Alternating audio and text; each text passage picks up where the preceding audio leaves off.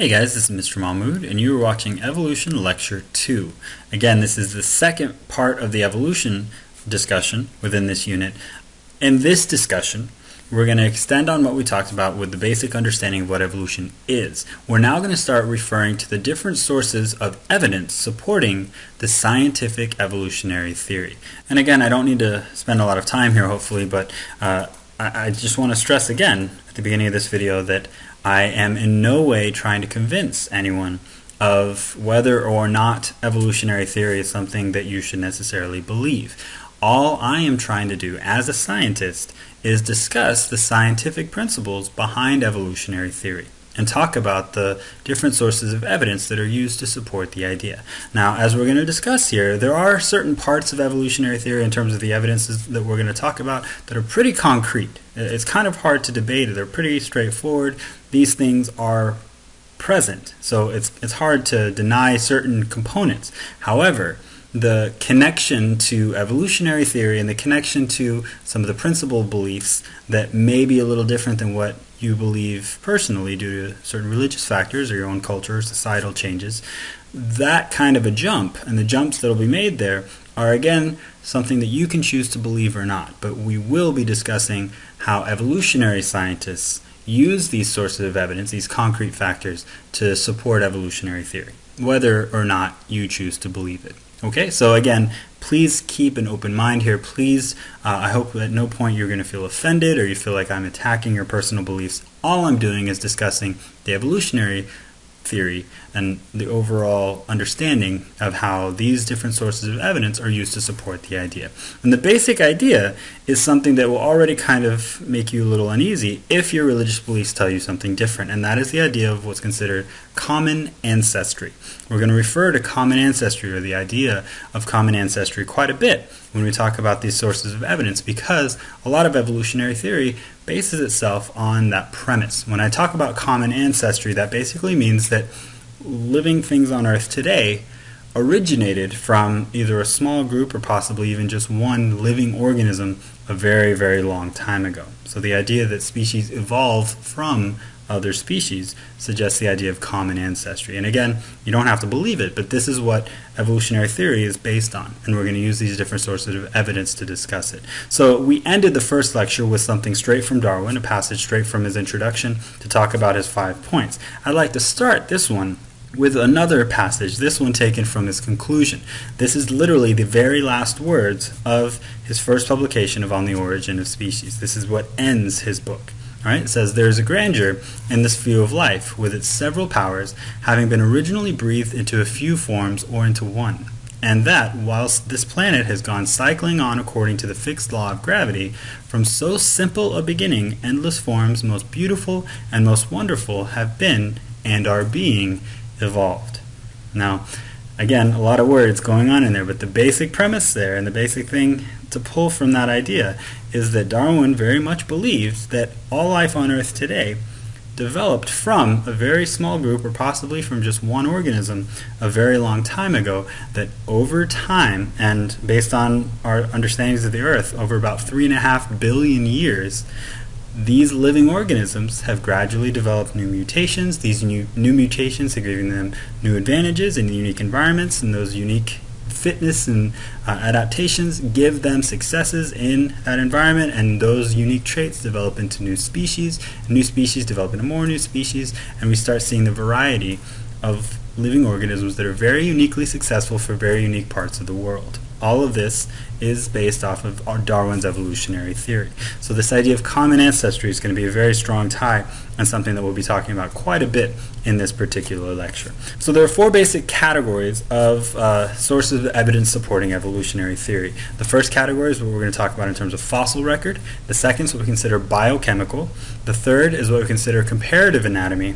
And then the fourth is what we consider biogeography. So let's talk about each one a little bit.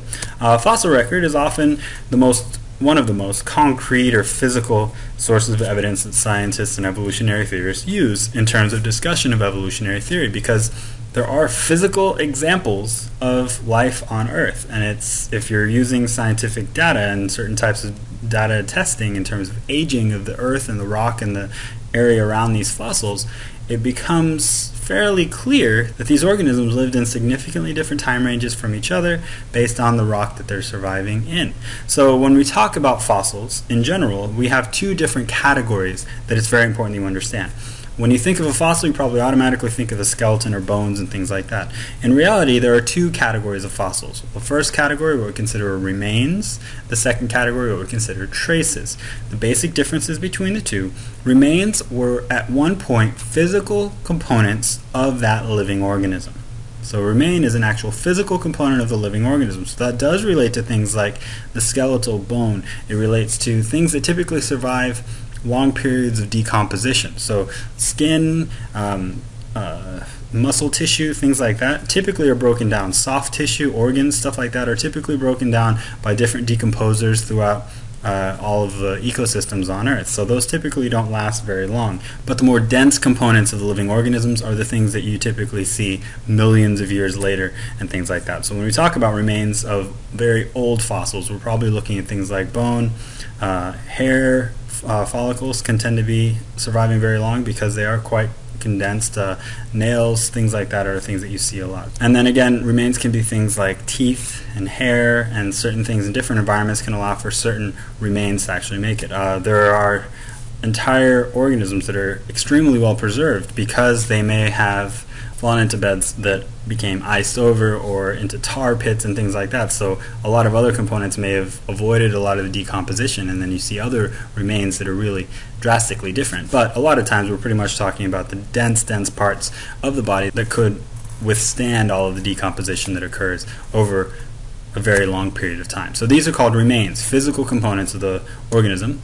And then traces refer to representations that an organism was in a given place at a given time. It's not actually a physical part, or it was never a physical part of the living organism, but simply something the organism has left behind. So footsteps, or like caves and burrows and things like that within any given landmass, an area that was produced as a shelter for an organism that they've moved from, those represent traces for specific organisms. A lot of our discussion when we talk about fossil records and layers of rocks typically has to do with the remains that we find in terms of aging and identifying relationships. So the thing to understand about rock layers and understanding of fossil records in relation to it is it all has to do with where you find a layer of rock. And if you think about the basic premise, obviously we live on the surface of the Earth, and anything that's ever lived on Earth before us has lived somewhere on or around that surface, right? Whether it's a couple of 100 feet below sea level or things like that in the ocean, somewhere along the lines of that surface of the Earth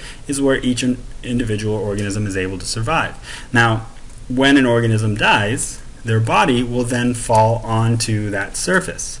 Now, over hundreds of thousands, millions of years, billions of years even, new rock layers begin to form over the existing rock layers because of multiple factors: sediments, decomposition of other living organisms, just the severe stress that comes with gravity. There's just a whole lot of pressure being pushed down on the surface of the Earth at any given time, pressure that we don't really feel, but over millions of years is pretty significant. All of that just kind of compresses all the little tiny sediments that have fallen onto the surface of the Earth, and that becomes a whole new rock layer. So whatever survived in a given rock layer died on that rock layer. So when a new rock layer forms above, that remain, or the trace, stays in the layer that it survived in. And then another rock layer forms on top of it, and anything that survived or died in that area stays in that rock layer. And then a new layer forms above, anything living dies off and stays in that layer. So you see new rock layers forming on top of old rock layers. So on average, in a given environment, when we see multiple rock layers, the lowest layers are what we consider the oldest, and the highest layers are what we consider the newest. So within that area, if we find a fossil in a given layer, compared to another fossil in another given layer, one basic component that you can understand and predict or make an assumption about is that the age of that fossil is related to the rock layer and where it is found. So there are three basic concepts that I need you to be able to get from looking at this diagram that we're going to be covering here about fossils and where you find them in given rock layers. The first concept is the age of the rock in relation to the layer that you find it in. If you follow the basic premise that rock layers that are old are at the bottom and rock layers that are new are at the top, then you follow the basic idea that a fossil found in an old rock layer is probably older than a fossil found in a newer rock layer. And if you can identify in terms of age, and there are scientific ways of testing this, if you can identify the age of the rock surrounding a fossil, then you can give a pretty good assumption that that fossil is about that same age. It was alive when that rock was the surface of the earth. That's the basic premise. That's one basic premise to understand about rock layers. The oldest rock layers are at the bottom, and fossils that are found in a certain layer of rock that's aged to be a certain age is probably about the same age. Now, the two other things to understand, or we'll get into evolutionary theory. These concepts are that as you progress from old rock layer to new, two things become clear, and this is scientific fact. Two things become clear. One is in terms of abundance of fossils, in terms of abundance of organisms. At the older layers, almost always, when you talk about multiple rock layers and fossils found in each layer, in almost every example, in almost every scenario, the oldest rock layers have the fewest fossils, the fewest remains of living organisms at any given time. And the second thing that's also very consistent is that the diversity of those fossils is also very, very low, which means there's very little change in the different fossils that are found in the very old rock layers, the ones that are very low. But as you progress, and as this diagram suggests, of course this is just a simplification, but as you progress from older rock layers to newer layers, you start noticing two things. One, the number of fossils increases, and two, the diversity gradually starts to increase. And as you go to the next layer, the newer layer, you get more diversity and a higher abundance. And this continues typically in a very consistent pattern. Even though this is a simplification, this is something that is very commonly found when you're looking at multiple rock layers of the same area of land. The oldest rock layers are typically the least diverse and the lowest in number, and the newer rock layers are typically the most diverse and the highest in number. That's the scientific fact. Now, evolutionary theorists extend, and the bridge here to evolutionary theory is the idea of common ancestry, that the older species are the ones that are typically the very basic ones that were around a very long time ago. And over time, the theory suggests that mutations give rise to new species give rise to higher populations, and little by little you start filling that area, that space, that limiting resource with different populations of species, different groups of species that are slightly unique from each other and developing theoretically from each other or from variations of each other. And so as you get higher and higher, the newer rock layers find more diversity because they find newer species that have developed from the previous ones. So the idea of common ancestry comes into play here based off of rock layers. So again, that's the bridge that you can choose to believe if you'd like, but the scientific fact remains that these basic properties are there. The final thing I want you to consider here in terms of thinking about fossil records are things called index fossils. Index fossils are fossils that were already found in a given area and have already been dated. And they use something typically called carbon dating, which is a measurement of where a molecule is in terms of the slow wearing down or decay of the elements of isotopes of carbon. It's a very consistent process. Carbon tends to decay at a very consistent rate over a very long period of time. So if you look to see where it is in that process, then it gives you a pretty good indication of its overall age. So through different components similar to this, these fossils have already been aged. So they're already thought to be a certain age and have been around for that long, and they were on the surface of the earth a very long time ago at that exact moment or that exact age. So if you identify fossils in a given rock layer that are around index fossils, if you know that a fossil is found right next to an index fossil, then you can make an assumption, usually scientists make the assumption that that new fossil is about the same age as the index fossil. So index fossils are ways to make assumptions of age of fossils if they're found in the same rock layer. Now the second category is what we call biochemical. Now this is why we don't talk about evolution at the beginning of the year. To understand how evolution is discussed and supported, you first have to understand quite a bit about biology. Now you guys are in a position where you are now experts on biochemistry. You are experts on the understanding of protein synthesis and of DNA, and I can have a very professional and intellectual conversation with you guys about this concept. The strongest sources of evidence supporting evolutionary theory come from this category of evidence. This is the highest category that evolutionary theorists use in terms of supporting evolutionary theory. And it's because these are things that are completely concrete and there is absolutely no argument about in terms of the scientific fact that we're going to be discussing here. And then their bridge on that is, of course, something that you can choose to believe or not. But the scientific facts are pretty significant when we start talking about some things genetically in the cell, at the DNA level, in the process of developing proteins and looking at the amino acids of those proteins. Particularly, we'll use that protein description. When we talked about protein synthesis, hopefully you guys remember, the process of protein synthesis takes the base sequence of the DNA, copies it in the form of mRNA, and that mRNA combines with tRNA in order to put specific amino acids in sequence to make a protein. You remember all of this, right? So all of that process is something that is definitely unique in each organism, in each species, because the sequence of the bases are significantly different. But the first thing that is really striking in terms of evolutionary theory, or the possibility of evolutionary theory, is that regardless of the diversity of life on Earth, or that's ever existed on Earth, every single source of evidence, every single strand of DNA that's ever been extracted, and you can extract DNA from things way past their survival. We can pull DNA from fossils and remains that are very, very old. Every sample, every single source of DNA has the exact same chemical composition. It's the exact same chemical structure. It's made of the exact same structures of nucleotides with the same bases, adenine, thymine, guanine, cytosine, the same deoxyribose sugars on the outside connected to those phosphates with the phosphodiester bonds and the hydrogen bonding.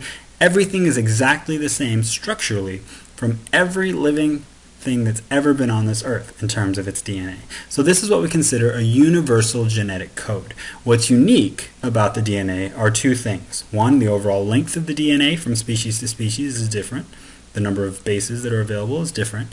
And two, the sequence of the bases is unique. And that's, of course, what causes the different proteins that get made from it, because you guys hopefully understand how the sequence of bases ultimately contributes to a unique protein.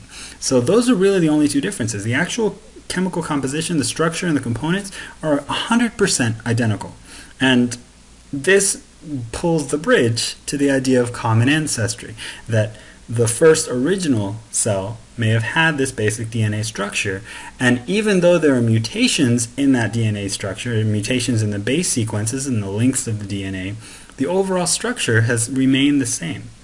So that contributes to the idea of possibly there being a common ancestor, because all life on Earth, regardless how amazingly diverse they are, all originate with the exact same DNA. And this is why we can do things like recombinant DNA. This is why we can take human segments of DNA and just throw them in with bacterial DNA, and it all works perfectly well because they all have the exact same chemical composition. So all cells have what's considered a universal genetic code. That's one of the 8 characteristics of life, and that's one thing that goes into support for common ancestry. The idea that we all originated from a single organism could be supported by saying we all have the same genetic information that could have also originated from a single organism. So that's one basic idea of biochemistry that's used to support evolutionary theory, just the idea of a universal genetic code. We all have the same bases, we all use the same amino acids. Those 20 different amino acids are the exact same amino acids for every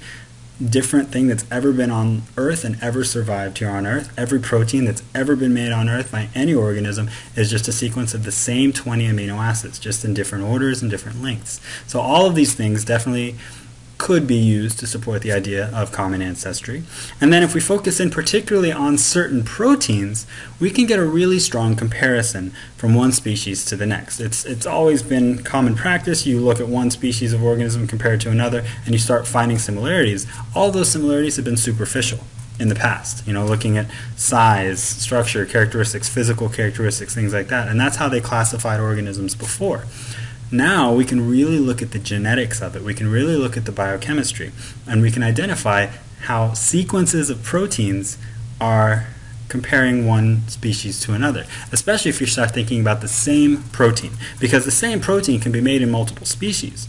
However, the sequences of amino acids will typically be different, and different levels of variation will exist in one species to the next. Even though it's the same protein and does the same function for the organism, because the DNA is slightly unique, the sequence of amino acids could be slightly unique as well. So one very strong way of trying to find links and trying to find connections between species and similarities and commonalities between species is by looking at sequences of the amino acids that are actually in the protein. So this is something you need to be comfortable doing. This is a process that we call amino acid sequencing. We're going to use an example, and these numbers are fabricated. They're not real numbers. We're just using this as kind of a physical frame of reference.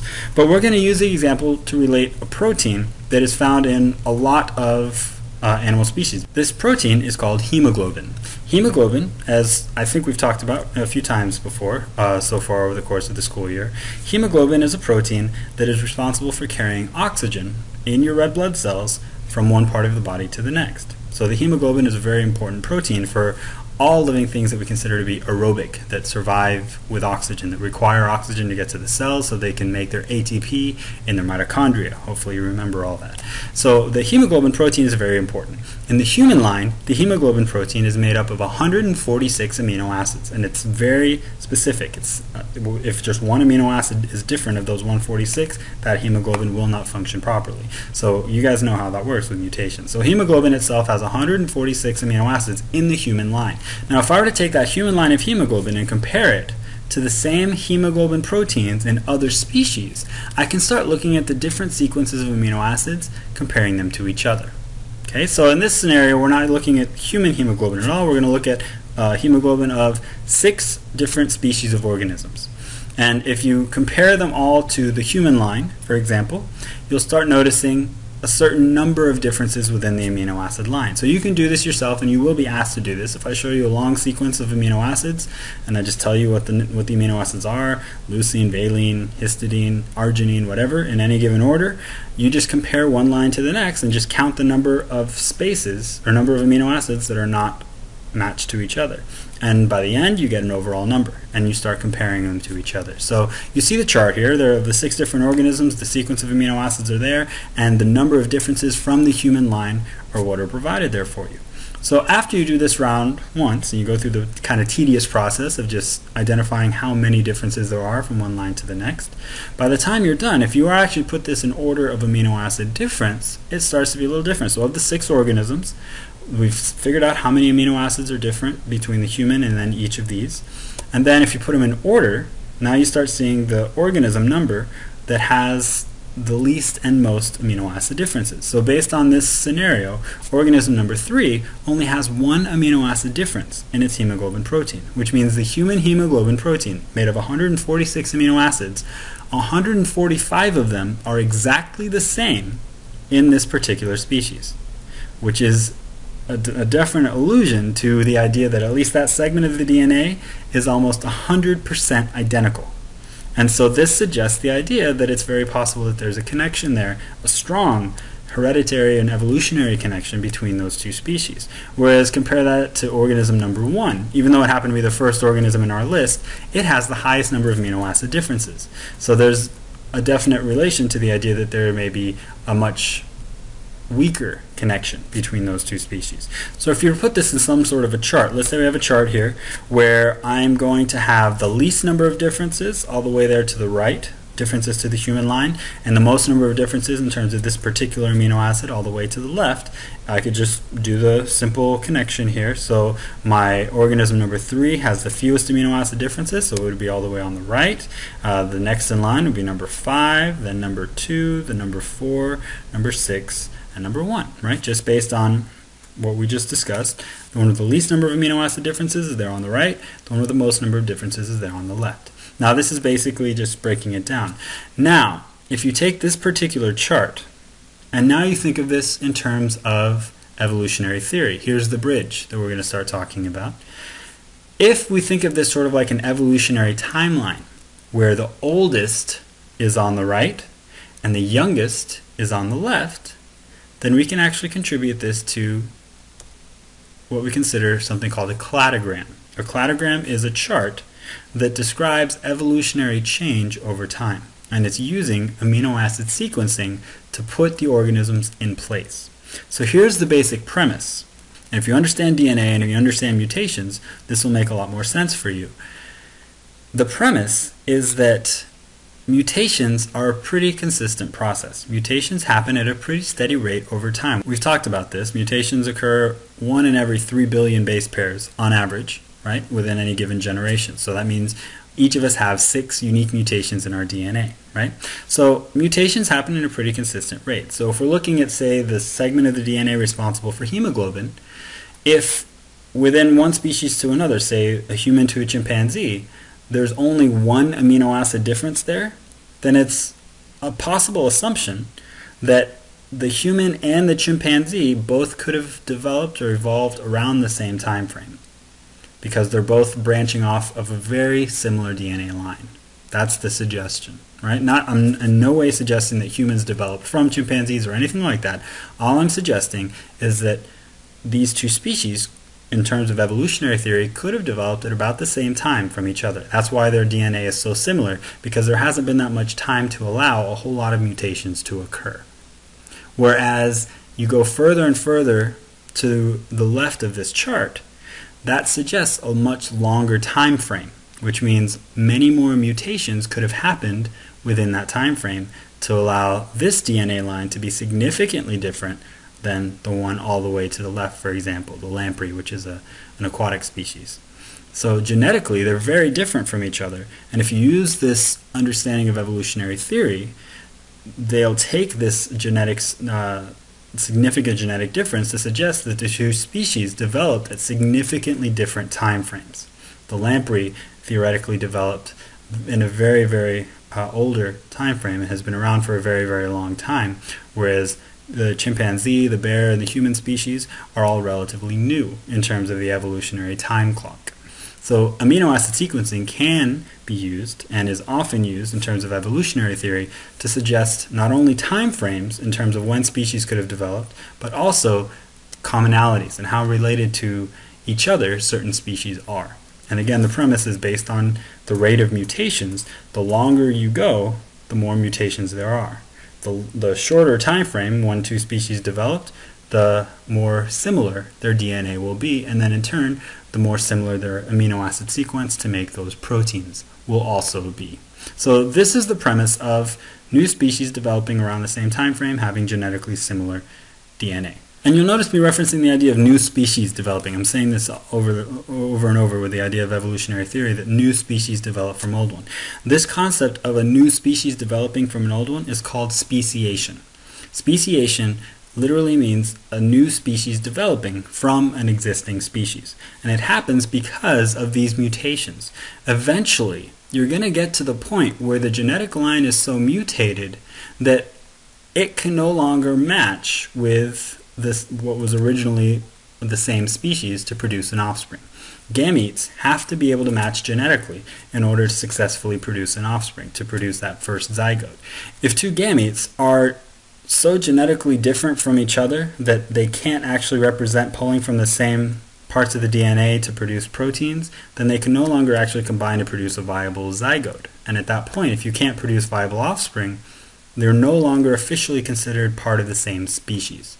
So mutations happen, like we said, over time. But if you give a certain group enough time to develop enough mutations that are unique from another group, and they try to recombine to produce offspring together and can't anymore, then that's the idea that these two are no longer the same species. So one of the two has developed into a new species, or theoretically, very possibly, they both could have developed into new species from an original group. So the idea of speciation is a new species developing over time. And this amino acid sequencing is used to put a timeline in terms of when this speciation has occurred for all of these different organisms on Earth. So this is another source of use to try to put some sort of understanding in the evolutionary theory of exactly when some of these species developed, using this and fossil records to support an overall concept of a basic timeline of evolutionary history. So amino acid sequencing is very important, something I expect you to be able to do. And then theoretically, if you take this, which is scientific facts on the right, the chart there, and looking, literally just counting the number of differences, there is definitely a strong genetic connection between certain species, more so than others. Then the bridge would be to put that sequence in terms of a basic evolutionary timeline where the one with the most differences have more time for mutations and therefore developed at significantly different periods of the Earth's history. Okay, so amino acid sequencing, all biochemistry, is the highest supported source of evolutionary evidence used in discussion of evolutionary theory. One is the premise of the universal genetic code. Every life on Earth has DNA, and that DNA structurally is identical. Using the exact same bases, the proteins are produced using the exact same amino acids in the exact same process. Maybe they don't have a nucleus if it's a prokaryotic cell, but the process of making the proteins is all the same. That's one premise, that we all have the same basic DNA, which suggests that common ancestor. And then the second premise is putting a possible date to when speciation could have theoretically occurred using amino acid sequencing and our understanding of how consistent mutations typically are. Alright, that's it for this video. I will see you next time.